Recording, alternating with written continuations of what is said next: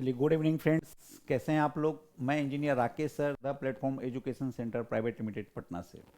जैसा कि आप थंबनेल में देख रहे हैं, कंप्यूटर, तो सेट 14 जो कंप्यूटर का आपको यहाँ पर सिविल कोड से संबंधित जो टेस्ट यहाँ ऑर्गेनाइज होते हैं प्लेटफॉर्म में, उसका जो सेट नंबर 14 है, उसके जो 15 क्वेश्चंस, चूँकि सिविल कोड में ये सिलेबस में दे रखा है कि आपसे 15 क्वेश्चंस पूछे जाएंगे, तो ये 15 क्वेश्चंस का जो डिस्कशन है, मैं अभी आपके सामने उपस्थित हूँ डिस्कशन कराने के लिए। तो देखते हैं 15 क्वेश्चंस किस प्रकार से पूछे गए हैं। क्वेश्चन नंबर 56, आपका जो सेट होगा 1 to 100 में 56 नंबर से ये शुरू है, तो 56 to 70 तक ये आपके कंप्यूटर के पोर्शन है, जहाँ की 56 नंबर से लेकर के 70 नंबर तक टोटल 15 क्वेश्चन जो है कंप्यूटर से संबंधित प्रश्न हैं। तो ये आपको कंप्यूटर जो है मेरिट में भी आपको योगदान करेगा। अगर कंप्यूटर में जितने ज़्यादा से ज़्यादा आप स्कोर करते हैं तो वो आपको डायरेक्ट मेरिट में ऐड होगा, है ना। तो इसलिए कंप्यूटर सिविल कोड के पॉइंट ऑफ व्यू से बहुत ही इंपॉर्टेंट हो चुका है, तो इसलिए आपको कंप्यूटर पर एक विशेष ध्यान देने की बहुत बहुत ज़रूरत है। चलिए, क्वेश्चन नंबर 56 देखते हैं। क्वेश्चन नंबर 56 कहता है निम्नलिखित का मिलान करें, है ना। यहाँ पर 1 2 3 4 और इधर ABCD दे रखा है, जिसमें सॉफ्टवेयर है, इनपुट डिवाइस है, आउटपुट डिवाइस है, SSD है ना। तो सॉफ्टवेयर क्या होता है? Set of instructions is called software. मतलब निर्देशों के समूह को क्या कहते हैं? निर्देशों के समूह को सॉफ्टवेयर कहते हैं। तो इसमें सॉफ्टवेयर में ये कौन सा हुआ? सेट ऑफ प्रोग्राम्स कह सकते हो, set of instructions, set of programs, ये सभी के सभी, है ना, ये क्या कहलाते हैं? एक सॉफ्टवेयर कहलाते हैं। क्लियर है? तो यहां पर इनपुट डिवाइस, अच्छा, एक इनपुट डिवाइस होते हैं, एक आउटपुट डिवाइस होते हैं।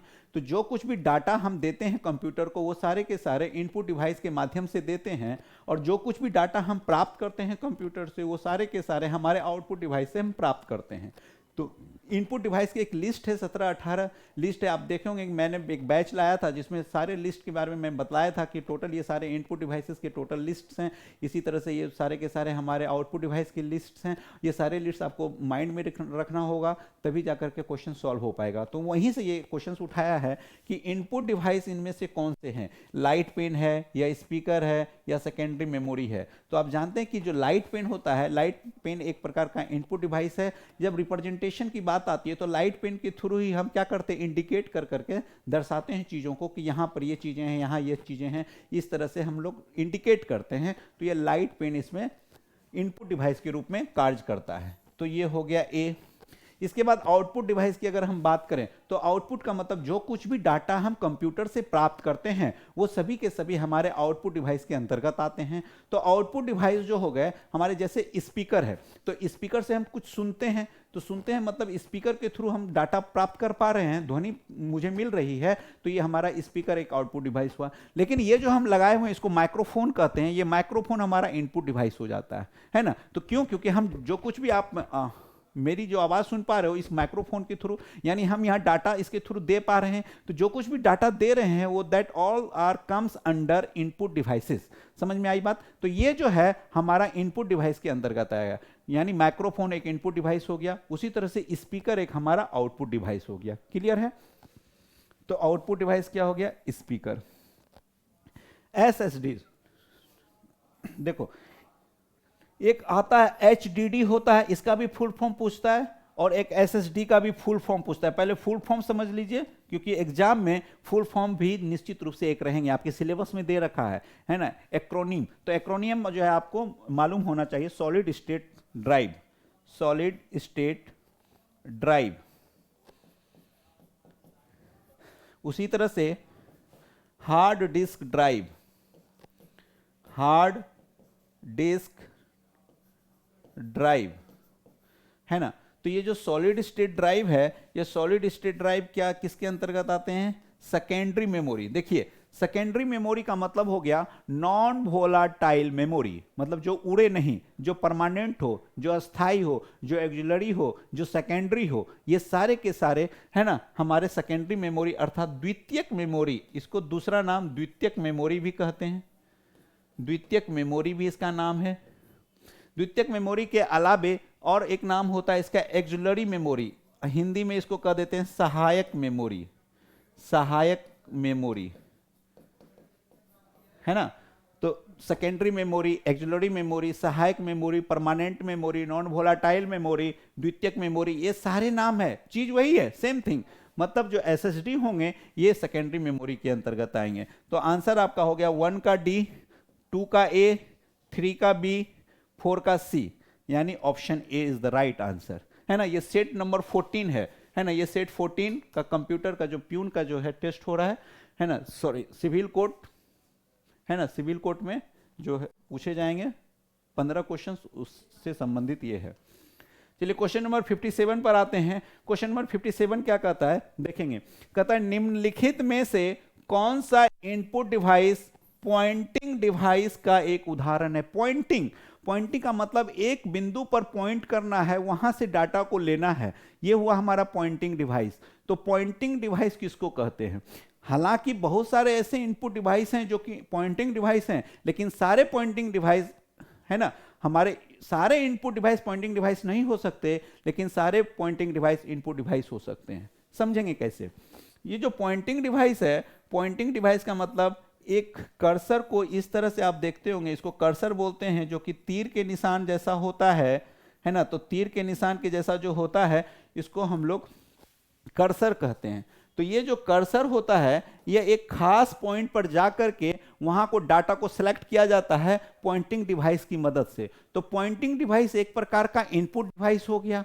अब इनपुट डिवाइस में कौन से हो गए, जैसे कि keyboard is also input device.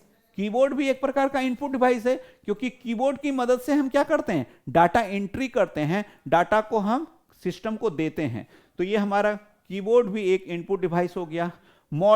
Modem जो होता है, याद रखेंगे, मॉडम का मतलब क्या हुआ, मॉड्यूलेटर एंड डीमॉड्यूलेटर। समझेंगे, MODEM, मॉड्यूलेशन यहां हुआ, अगेन डीमॉड्यूलेशन हो गया।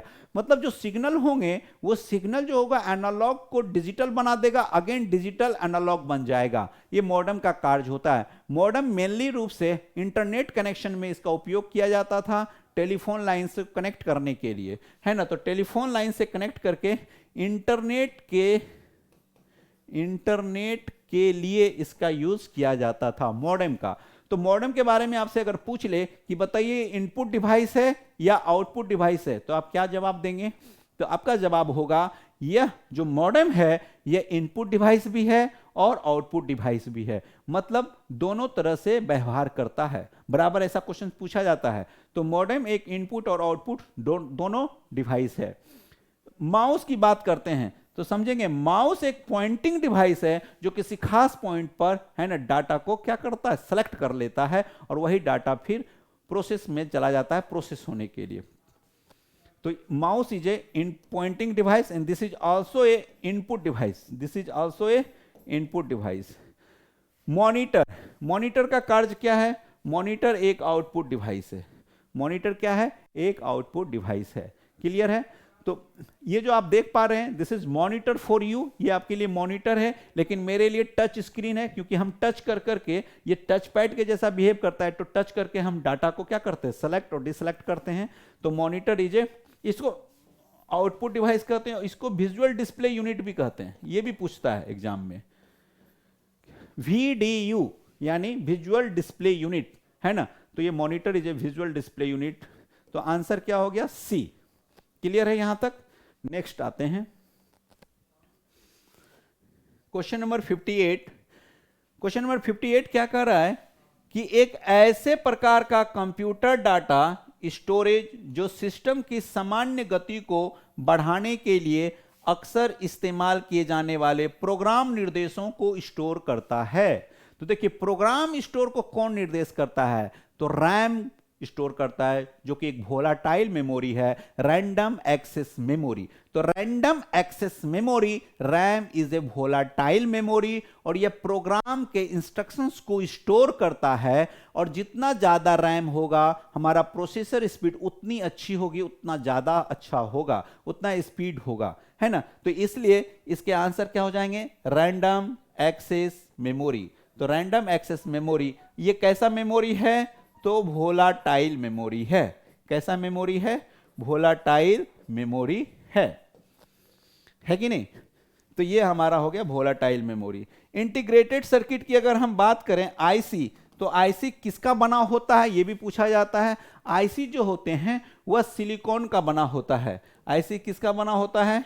सिलिकॉन का बना होता है ना। फिर अर्थमेटिक लॉजिक यूनिट, जो अर्थमेटिक लॉजिक यूनिट है, अर्थमेटिक लॉजिक यूनिट है ना, इसका काम क्या है? अर्थमेटिक मतलब जोड़ घटाव गुना भाग, और लॉजिक का मतलब कंपेयर करना, छोटा है कि बराबर है कि बड़ा है ना। तो ये अर्थमेटिक लॉजिक यूनिट ये फंक्शन हो गया। और एक लास्ट ऑप्शन दे रखा है पोर्टेबल डॉक्यूमेंट फॉर्मेट। तो क्वेश्चन पूछता है एग्जाम में कि पीडीएफ, जो आपको पीडीएफ के रूप में डाटा मिलता है, वो जो पीडीएफ है मैटर, ये पीडीएफ का फुल फॉर्म हो गया पोर्टेबल डॉक्यूमेंट फॉर्मेट। तो पोर्टेबल डॉक्यूमेंट फॉर्मेट, पोर्टेबल का मतलब क्या हुआ? जिसको इजिली हम एक स्थान से दूसरे स्थान तक आसानी से ले जा सकते हैं, जो बहुत हल्का होता है ना। तो ये पोर्टेबल डॉक्यूमेंट फॉर्मेट हो गया। तो एक ऐसा प्रकार का कंप्यूटर डाटा स्टोरेज जो सिस्टम की सामान्य गति को बढ़ाने के लिए अक्सर इस्तेमाल किए जाने वाले प्रोग्राम निर्देश को स्टोर करता है, उसको हम लोग क्या कहते हैं? रैंडम एक्सेस मेमोरी कहते हैं। क्लियर हुआ यहां तक? नेक्स्ट है 59 नंबर क्वेश्चन कि जो कंप्यूटर सिस्टम है ना, कंप्यूटर तंत्र अर्थात कंप्यूटर सिस्टम के कार्य करने के लिए निम्नलिखित में से क्या अनिवार्य होता है ना। कार्य करने के लिए निम्नलिखित में से क्या सबसे अनिवार्य है? जैसे इंसान को सांस लेने के लिए ऑक्सीजन एकदम अनिवार्य है, बिना ऑक्सीजन का नहीं चल पाएगा, लेकिन बिना भोजन का 5-7 दिन तक चल सकता है। तो उसी तरह से यहां पर दे रखा है कि ये जो ऑप्शन है इसमें से सबसे अनिवार्य क्या है? तो सबसे अनिवार्य ऑपरेटिंग सिस्टम है। ये जो है ऑपरेटिंग सिस्टम, बिना ऑपरेटिंग सिस्टम का, चाहे वो मोबाइल हो या आपका डेस्कटॉप हो या आपका लैपटॉप हो या कंप्यूटर, कुछ भी हो, बिना ऑपरेटिंग सिस्टम का वो बिल्कुल एक प्रकार का डब्बा है कि नहीं। तो जो डब्बा है, तो ऑपरेटिंग सिस्टम, जैसे मोबाइल में अगर पूछ ले कि कौन सा ऑपरेटिंग सिस्टम यूज होता है, तो वह होता है एंड्रॉइड, है ना। तो एंड्रॉयड ऑपरेटिंग सिस्टम हो गया। तो एंड्रॉयड ऑपरेटिंग सिस्टम, इसके अलावा यूनिक्स भी होता है, लाइनक्स भी होता है, विंडोज भी होता है ना। ये सारे ऑपरेटिंग सिस्टम के एग्जांपल्स है और ये पूछा जाता है, ये आपको याद रखना है। क्या क्या? एंड्रॉयड जैसे मैंने लिखाया, यूनिक्स लिखाया, लाइनक्स, विंडोज, है ना। ये अब से एग्जांपल ये आपको याद होने चाहिए।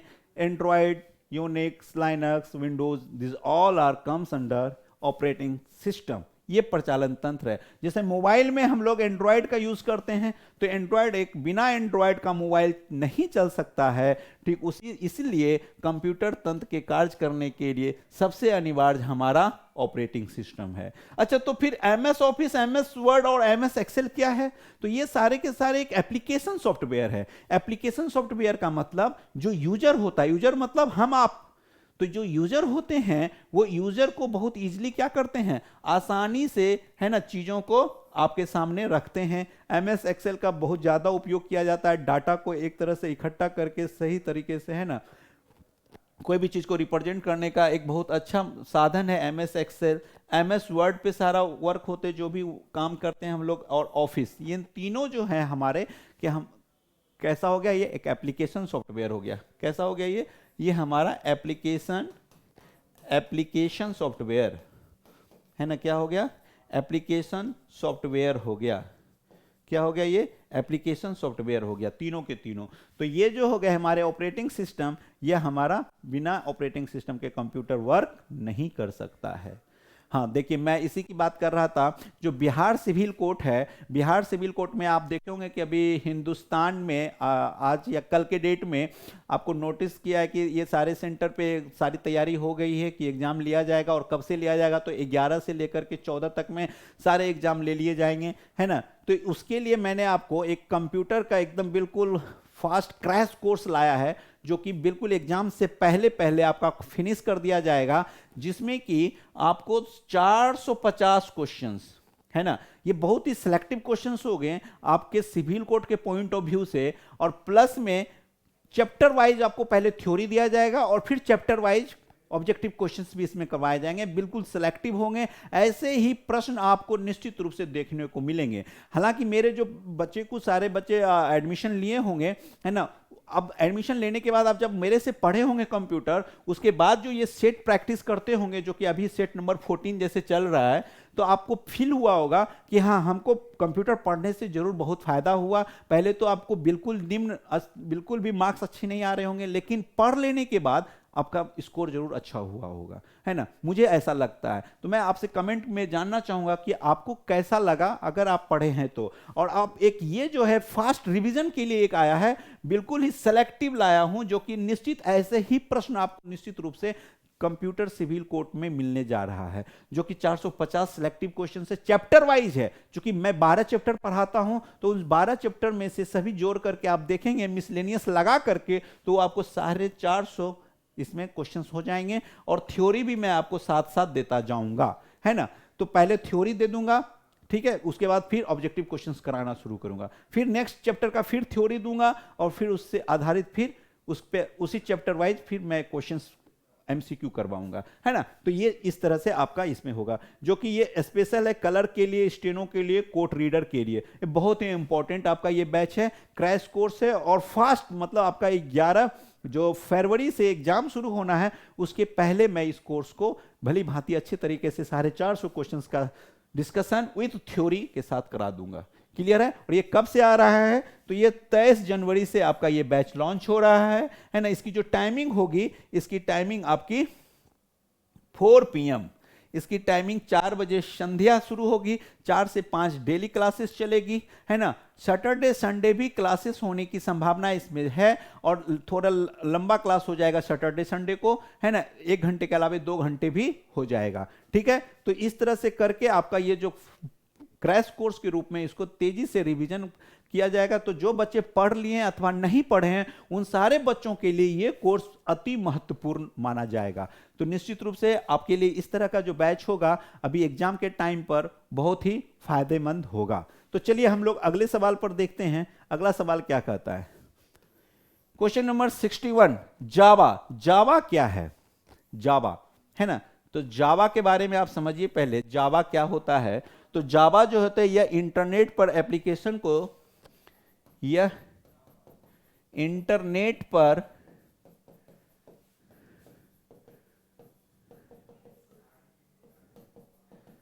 एप्लीकेशन को चलाने के लिए एक सॉफ्टवेयर, एक प्रोग्रामिंग लैंग्वेज है ना। यह जो होता है इंटरनेट पर एप्लीकेशन को, है ना, चलाने की योग्यता प्रदान करता है। कौन चलाने की योग्यता प्रदान करता है? कौन? जावा योग्यता प्रदान करता है। तो देखिए ये जो जावा हो गया, जावा में अब लैंग्वेज की अगर बात करें तो जो लैंग्वेज होते हैं ये मुख्य रूप से 3 प्रकार के होते हैं, उच्च स्तरीय, निम्न स्तरीय और असेंबलर। तो यहां पर सबसे पहला ऑप्शन दे रखा है आपको लो लेवल प्रोग्रामिंग लैंग्वेज। तो लो लेवल प्रोग्रामिंग लैंग्वेज जो होते हैं वही मशीन भाषा उसी को भी कहते हैं, उसी को हिंदी में निम्न स्तरीय भाषा भी कहते हैं। तो जो भी हमारा मशीन, जो डायरेक्टली मशीन समझ ले जिस भाषा को, जिसके लिए हमको, है ना, ट्रांसलेट करने की जरूरत नहीं पड़ती हो, कंपाइल करने की जरूरत नहीं पड़ती हो, इंटरप्रेट करने की जरूरत नहीं पड़ती हो, वह भाषा हमारी मशीनी भाषा कहलाएगी, जो डायरेक्टली, है ना, मशीन समझ पाती हो। तो यह हमारी मशीनी भाषा हो गई। लेकिन जो हाई लेवल लैंग्वेज है, ये हाई लेवल लैंग्वेज को, ये हमारी आम जो हम लोगों की जो बोलचाल की भाषा है, यह हमारी हाई लेवल लैंग्वेज के अंतर्गत आती है। तो ये उच्च स्तरीय जो प्रोग्रामिंग भाषा है, हाई लेवल प्रोग्रामिंग लैंग्वेज, ये हाई लेवल प्रोग्रामिंग लैंग्वेज जो होता है, इसको हम लोग कंपाइलर या इंटरप्रेटर की मदद से, कंपाइलर या इंटरप्रेटर, कंपाइलर या इंटरप्रेटर की मदद से मशीनी भाषा में बदलते हैं, तब जाकर के कंप्यूटर उस भाषा को समझ पाता है और फिर जाकर के प्रोसेस करता है। ये प्रोसेस है ना। तो फिर नेक्स्ट है असेंबली भाषा, जिसमें असेंबलर यूज करते हैं, है ना। तो असेंबली भाषा एक हुई, और फिर इन्होंने लिख दिया मशीनी भाषा। तो मशीनी भाषा कुछ नहीं, ये एक प्रकार की निम्न स्तरीय भाषा ही है। तो जो जावा होता है यह एक उच्च स्तरीय प्रोग्रामिंग भाषा है। यानी उच्च स्तरीय प्रोग्रामिंग भाषा का मतलब हम लोग इसको लिखते हैं और फिर यहां पर इसका यूज जो होता है वो इंटरनेट, है ना, पर एप्लीकेशन के चलाने की योग्यता यही जावा प्रदान करता है। तो जावा क्या हो गया, एक हाई लेवल प्रोग्रामिंग लैंग्वेज हुआ।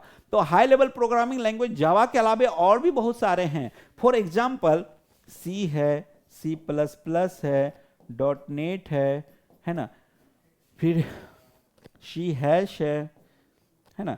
तो ईटीसी ये सारे के सारे हमारे हाई लेवल प्रोग्रामिंग लैंग्वेज हो गए। ठीक है, तो इस तरह से आपको एग्जाम्पल मालूम होना चाहिए हाई लेवल प्रोग्रामिंग लैंग्वेज के, क्योंकि जो भाषा होती है यह भाषा मुख्य रूप से दो प्रकार की होती है। और एक चीज और पूछा जाता है कि आसान कौन होता है, तो नाम भले यहां उच्च स्तरीय प्रोग्रामिंग भाषा है, लेकिन ये जो होती है आसान होती है। नाम है इसका high level programming language, but ये क्या है, बहुत ही आसान है, मशीन भाषा से आसान होती है। ठीक है, चलिए नेक्स्ट प्रश्न पे आते हैं हम लोग। Question number 62। क्वेश्चन नंबर 62 क्या कहता है, ध्यान देंगे, कह रहा है द टूज कॉम्प्लीमेंट, टूज है ना, द टूज कॉम्प्लीमेंट। समझिएगा, टूज कॉम्प्लीमेंट को समझने से पहले वंस कॉम्प्लीमेंट समझना होगा, और वंस कॉम्प्लीमेंट में वन ऐड कर देने पर टूज कॉम्प्लीमेंट होता है। तो what do you mean by one's complement? One's complement किसे कहते हैं समझना है अस्थिर से। वंस कॉम्प्लीमेंट, देखिए वंस कॉम्प्लीमेंट जो होते हैं, वंस कॉम्प्लीमेंट का मेन फंक्शन क्या है, यह जीरो को वन करता है और वन को जीरो करता है, यही इसका काम है। दिस इज पूरक, इसी को पूरक भी कहते हैं। कॉम्प्लीमेंट यानी पूरक, जो लो है वो हाई हो जाता है और जो हाई है वो लो हो जाता है। This is called one's complement. Again two's complement की अगर हम बात करें तो टूस कॉम्प्लीमेंट उसको कहते हैं जब हम वंस कॉम्प्लीमेंट में वन ऐड कर देते हैं तो वह टूस कॉम्प्लीमेंट हो जाता है। क्या हो जाता है बाबू? One's complement plus one is equal to two's complement. तो वंस कॉम्प्लीमेंट क्या है? तो वंस कॉम्प्लीमेंट है, पहले देखिएगा नंबर, इनर बोर्ड ले रहे हैं, जगह नहीं है, तो पहले बाइनरी नंबर क्या है आपका, जो नंबर है वो नंबर लिखते हैं, ये है हमारा बाइनरी नंबर। और बाइनरी नंबर जो गिवन है वो है 10 10 10 10। ये हमारे बाइनरी नंबर दिए हुए हैं। देखिए फिर से मैं मिला लूं, 10 10 10 10। यहां बेस 2 है ना, तो बेस 2 का मतलब होता है ये बाइनरी है ना, क्योंकि 0 और 1 का ग्रुप्स है, इसलिए ये हमारे बाइनरी नंबर के अंतर्गत आते हैं, और जिसका कि बेस 2 से इसको निरूपित किया जाता है। अगर हम वंस कॉम्प्लीमेंट की बात करें तो वंस कॉम्प्लीमेंट क्या होता है? वंस कॉम्प्लीमेंट, जो 1 होगा वो 0 हो जाएगा, जो 0 होगा वो 1 हो जाएगा। ये 1 है 0 हो जाएगा, 0 है 1 हो जाएगा, 1 है 0 हो जाएगा, 0 है 1 हो जाएगा, 1 है 0 हो जाएगा, यहां 0 है 1 हो जाएगा। This is called one's complement. लेकिन आपसे सवाल में टूस कॉम्प्लीमेंट पूछा है, तो टूस कॉम्प्लीमेंट निकालने के लिए आपको वंस कॉम्प्लीमेंट में 1 ऐड करना पड़ेगा। वंस कॉम्प्लीमेंट में 1 ऐड करना पड़ेगा, तब जाकर के टूस कॉम्प्लीमेंट मिलेगा। तो 1 प्लस 1 क्या हो गया? 0, carry 1, 1 plus 0 1, again 1 0 1 0 1 0। This is two's complement.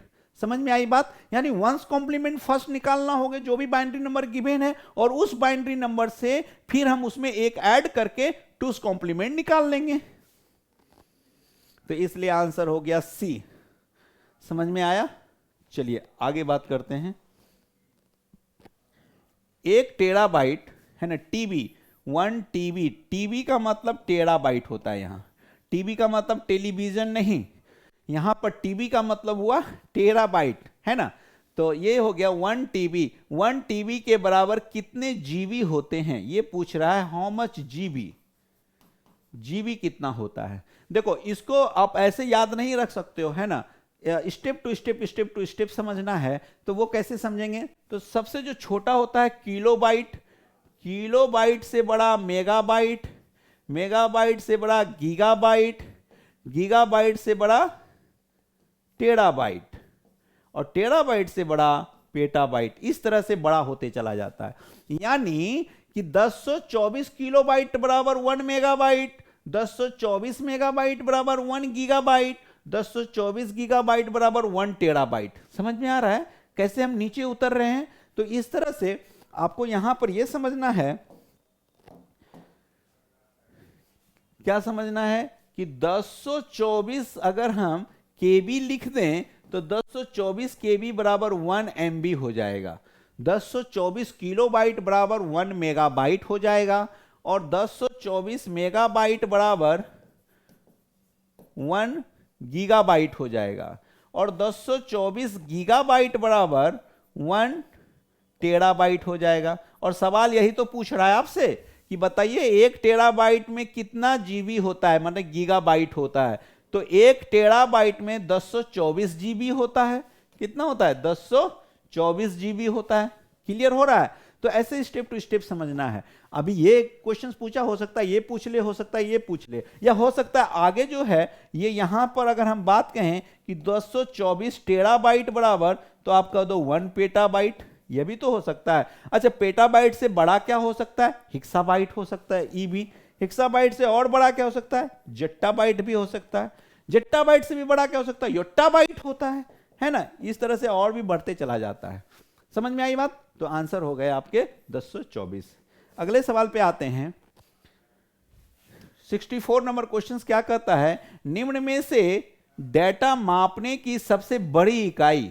देखिए, अभी मैंने आपको बताया, इसी सवाल से यहां पर एक दूसरा सवाल पूछ लिया कि सबसे बड़ी इकाई बताइए क्या है।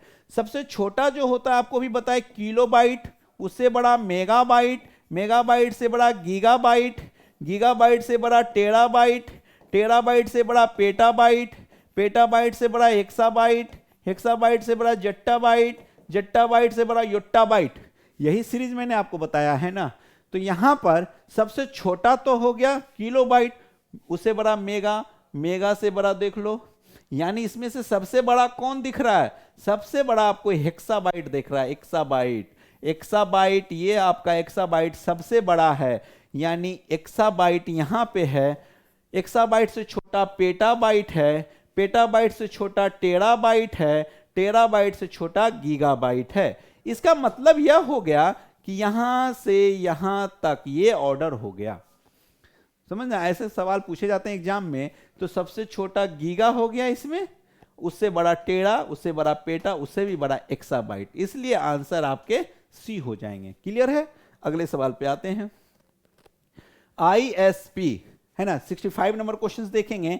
आईएसपी, तो आईएसपी का फुल फॉर्म क्या होता है? Internet service provider. कहां है देखिए, internet service provider, option A में ही है, इंटरनेट सर्विस प्रोवाइडर, है ना। तो इंटरनेट सर्विस प्रोवाइडर ये क्या करता है? इंटरनेट का जो सेवा प्रदान करता है आईएसपी की मदद से।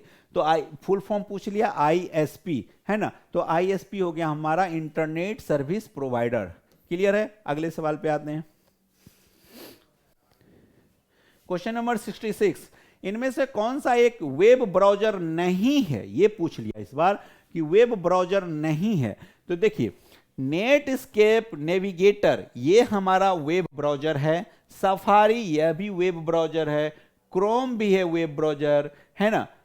अब बच गया HTML। तो HTML का फुल फॉर्म आप जानिए, hyper text markup language. Hyper text markup language. तो जो HTML है, HTML ये वेब ब्राउजर नहीं है, यह एक लैंग्वेज है ना। तो वेब ब्राउजर नहीं है, तो वेब ब्राउजर इसमें से कौन हो जाएगा, है ना। जैसे मोजिला फायरफॉक्स हो जाता है इसमें से। और भी अगर लिखना चाहो तो इंटरनेट एक्सप्लोरर लिख सकते हो, मोजिला फायरफॉक्स लिख सकते हो आप। ये सारे आपको याद रखने होंगे, क्योंकि किसी और सवाल में ये चीज आ सकता है आपसे कि निम्न में से कौन से वेब ब्राउजर है, यहां का दिया नहीं है, कौन है। तो सारे आपको मालूम होने चाहिए वेब ब्राउजर कौन कौन है, लिस्ट ऑफ वेब ब्राउजर। तो लिस्ट में से आपका नेटस्केप हो गया, सफारी हो गया, क्रोम हो गया, इंटरनेट एक्सप्लोरर हो गया, मोजिला फायरफॉक्स हो गया, ये सारे के सारे हमारे वेब ब्राउजर हैं। और HTML हमारा क्या है? एक markup hyper text markup language है। क्लियर हो गया? अगले सवाल। अच्छा हाँ, मैं फिर से एक बार दोहरा दूं आपको, ये जो बैच है जस्ट 23 जैन को आ रहा है, 23 जनवरी को, और ये बैच में आपको बहुत ही शानदार शानदार सिलेक्टिव क्वेश्चंस करवाए जाएंगे विथ थ्योरी। फर्स्ट थ्योरी दिया जाएगा चैप्टर वाइज, टोटल 12 चैप्टर हम पढ़ाते हैं कंप्यूटर में, और वही आपके सिविल कोड का सिलेबस है। जो 12 चैप्टर मैंने डिजाइन कर रखा है, उसी चैप्टर से आपके फर्स्ट चैप्टर वाइज पूरा कंसेप्ट दिया जाएगा, और देन उसके बाद उस पर आधारित प्रैक्टिस करवाए जाएंगे, जो कि बिल्कुल सिलेक्टिव होगा, सिविल कोड ओरिएंटेड क्वेश्चंस होंगे। निश्चित रूप से वैसे ही प्रश्न आपको एग्जाम में देखने को मिलेंगे, जो कि आप देखे होंगे हिंदुस्तान पेपर में आया था 11 तारीख से, है ना। आपके सारे एग्जाम इसमें हो जाएंगे, स्टेनो कलर का हो जाएगा, स्टेनो का भी हो जाएगा, और कोर्ट रीडर का भी हो जाएगा। 11, 12, 13 और लास्ट में 14 को प्यून का एग्जाम हो जाएगा, है कि नहीं। तो इसलिए अभी आपके पास जो भी समय है, आप उस समय में फास्ट रिवीजन, चाहे आप मेरा बैच परचेज कर लिए हों अथवा नहीं किए हों, उसे कोई बहस नहीं है, फिर भी आपको ये बैच निश्चित रूप से बहुत हेल्पफुल होगा, क्योंकि इसमें बिल्कुल वैसे ही प्रश्न को हम लाने जा रहे हैं जो कि सिविल कोड के लिए अति महत्वपूर्ण होंगे। ठीक है, चलिए, तो ये हमारा 4 PM से डेली स्टार्ट होगा, मंडे टू, है ना, Monday to Monday per day classes इसमें होगी, है ना, और कुछ एक्स्ट्रा क्लासेस भी हो जाएगी, क्योंकि मुझे फिनिश करना है 11 फरवरी से पहले, इसलिए ये इस तरह के कोर्स आपके लिए बहुत फायदेमंद होंगे। और इसकी जो कीमत है मात्र 149 रुपीज़ है, 149 रुपीज़। ठीक है, इसी तरह से आपके मैथ्स के भी आ रहे हैं, रीजनिंग के भी आ रहे हैं, सारे विषय के इसी तरह से आ रहे हैं। चलिए, फिर है क्वेश्चन नंबर 67, आते हैं क्वेश्चन नंबर 67 पे, है ना। कहता है इनमें से कौन सा पावर विकल्प नहीं है। इस बार पूछ दिया पावर विकल्प नहीं है, है ना।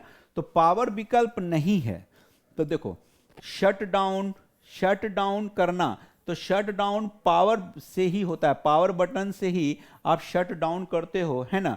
तो जैसे कि यहां से जाते हैं कोना में, जो कि लेफ्ट कॉर्नर पे आपका रहता है, वहां पे बटन होता है, उससे आप डायरेक्टली क्या कर सकते हो, शट डाउन कर सकते हो।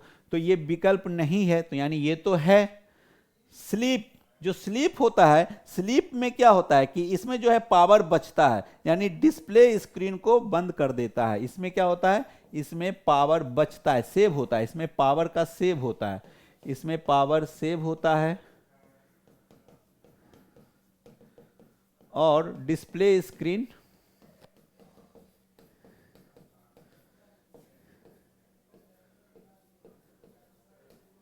ऑफ रहता है। इसमें डिस्प्ले स्क्रीन ऑफ होने की वजह से इसमें पावर बचता है। इसको क्या कहते हैं हम लोग, स्लीप कहते हैं, है ना। और एक है सीता निद्रा, इसमें पावर सेव के साथ साथ समय की भी बचत होती है ना। सीता निद्रा यानी हाइबरनेट, इसमें पावर सेव प्लस टाइम भी सेव होता है, power save plus time save दोनों होता है सेव, है ना। डायरेक्टली इसमें जो है हार्ड डिस्क में ही डायरेक्टली डाटा को क्या कर लिया जाता है, ट्रांसफर कर लिया जाता है, ये हाइबरनेट होता है। और लॉग आउट का मतलब क्या हो गया, लॉग आउट का मतलब कह सकते हो आप बाहर आने की प्रक्रिया, लॉग आउट को आप हिंदी में कह सकते हो बाहर आने की प्रक्रिया। जैसे फेसबुक चलाते हैं आप, तो उसमें लॉगिन करना होता है, यानी अंदर जाने की प्रक्रिया लॉगिन, और बाहर के लिए लॉग आउट आने की प्रक्रिया, है ना। तो आंसर हो गया आपका लॉग आउट, क्योंकि लॉग आउट जो होते हैं यह एक पावर बटन नहीं है। पावर बटन हमारे शट डाउन भी पावर बटन के अंतर्गत ही गिनती में आएंगे, स्लीप भी आएंगे, और हाइबरनेट भी आएंगे। क्लियर हो गया, तो log out is not the power button. अगला है 68 नंबर क्वेश्चन, 68 देखेंगे, है ना। नेट पर किसी संसाधन का पता कहलाता है, पता किसका कहलाता है ये चीज पूछ रहा है, वो भी इंटरनेट पर उसकी बात कर रहा है। तो यहां आईएसपी का मतलब होता है internet service provider, internet service provider. HTTP का hyper text transfer protocol, www का world wide web, world wide web, UR का URL, uniform resource locator, uniform resource locator,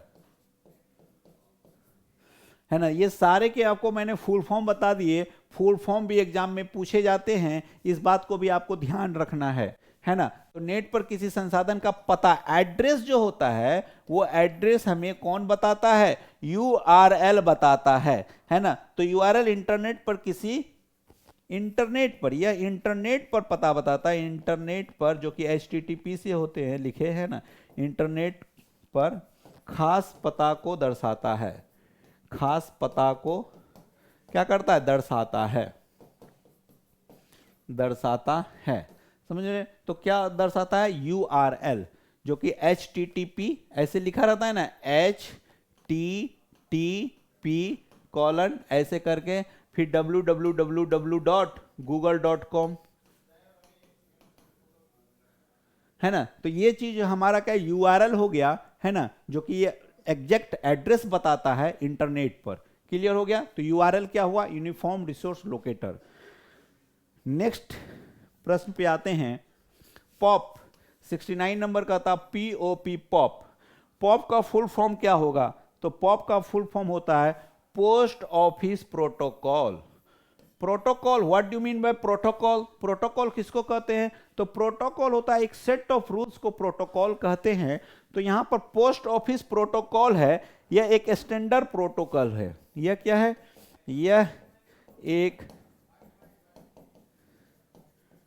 standard protocol है ना। मतलब एक सेट ऑफ रूल्स हो गया, protocol है, जो कि सर्वर से ईमेल रिसीव करने के लिए इस्तेमाल होता है, जो कि सर्वर से ईमेल रिसीव करने के लिए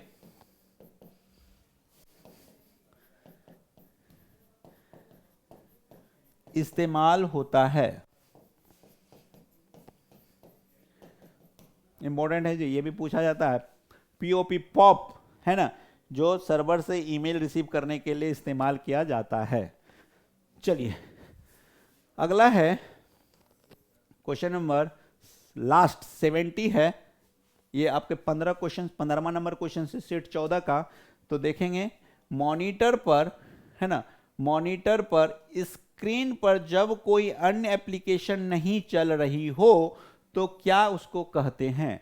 जैसे अब कुछ नहीं है, केवल सिस्टम ऑन कर दिए, सिस्टम का मतलब कंप्यूटर, कंप्यूटर ऑन करके छोड़ दिए, तो वहां पर आपको क्या दिखेगा? कोई भी इंटरफेस नहीं दिखेगा। जैसे हम इसको नोट 5 इंटरफेस पर चलाते हैं, तो नोट 5 जो हुआ, है ना, नोट 5 को भी अगर हम बंद कर देते तो केवल डेस्कटॉप नजर आएगा हमको। तो वही पूछ रहा है कि अगर मॉनिटर पर स्क्रीन पर जब कोई अन्य एप्लीकेशन, है ना, कोई भी एप्लीकेशन अगर नहीं चल रही हो तो उसको हम लोग क्या कहते हैं? तो उसको हम लोग क्या कह देते हैं? डेस्कटॉप कह देते हैं। क्या कह देते हैं?